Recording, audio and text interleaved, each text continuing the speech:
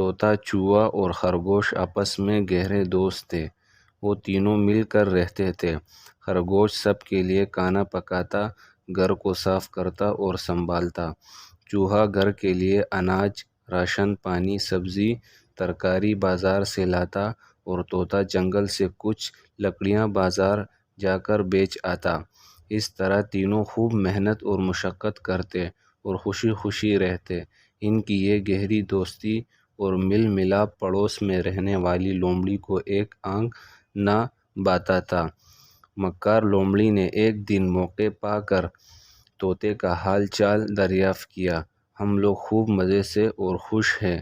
طوطے نے جواب دیا، ہاں بھائی، تو ہی ہے جو اتنی زیادہ محنت کرتا ہے، دن بھر جنگل میں لکڑیاں اکٹھی کرتا پھرتا ہے، اور تیرے دونوں ساتھی گھر بیٹھے آرام سے موج مستی کرتے رہتے ہیں۔ طوطے نے کہا، نہیں نہیں، وہ دونوں بھی خوب کام کرتے ہیں۔ کیا خاک کام کرتے ہیں؟ چوہا ذرا سا پانی بھر کر لاتا ہے، دوڑ کر بازار سے تھوڑی سی سبزی لا کر دن بھر گھر میں پڑا لیٹا رہتا ہے۔ خرگوش صبح اور شام روٹی پکا لیتا ہے اور وہ بھر چوہے کے ساتھ مل کر گپ ہانکتے رہتا ہے۔ بس بیوقوف تو ہے طوطے بھائی، جو دن بھر مارا پھرتا رہتا ہے، جنگل سے لکڑیوں کا گٹھا بنا کر بازار لے جاتا ہے اور اسے بیچ کر پیسے لاتا ہے۔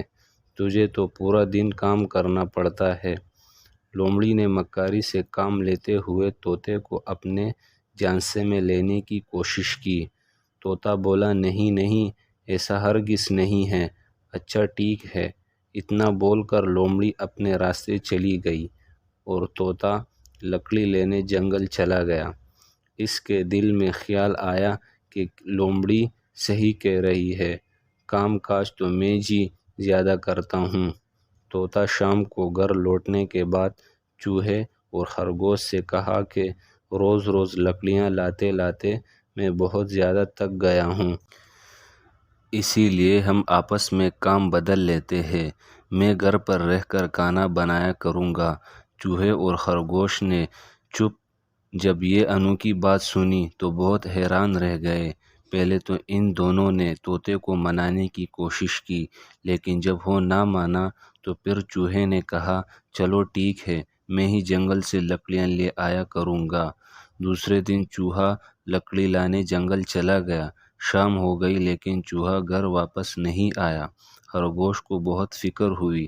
اس نے کہا کہ چلو طوطے بھائی، چوہے کو جنگل میں تلاش کرتے ہیں، تم گھر پر ہی رہو، میں خود جا کر دیکھتا ہوں کہ چوہے کو دیر کیسے ہو گئی۔ طوطے نے کہا۔ طوطا تھوڑی دیر بعد لوٹا، وہ بہت اداس تھا۔ اس نے خرگوش کو بتایا کہ چوہا جب لکڑی لے کر لوٹ رہا تھا تو بلی نے اسے مار کر کھا لیا۔ خرگوش کی آنکھوں میں آنسو تیرنے لگے۔ طوطا بھی رونے لگا کہ تین دوستوں میں سے ایک کی فضول میں مکار لومڑی کے بہکانے کی وجہ سے جان چلی گئی۔ سویرے اٹھ کر طوطا خرگوش کو لومڑی کی ساری باتیں بتا کر روتے ہوئے معافی مانگنے لگا اور کہا کہ اب ہم دونوں مل کر ہی رہیں گے، اور یہ وعدہ بھی کیا کہ وہ آئندہ کبھی بھی مکار لومڑی سے نہیں ملے گا۔ تو دوستو، اس کہانی کا خلاصہ یہ ہے کہ ہمیشہ کسی اور کی بہکاوے میں آ کر اپنی دوستی نہ توڑیں اور ہمیشہ خوشی سے رہیں۔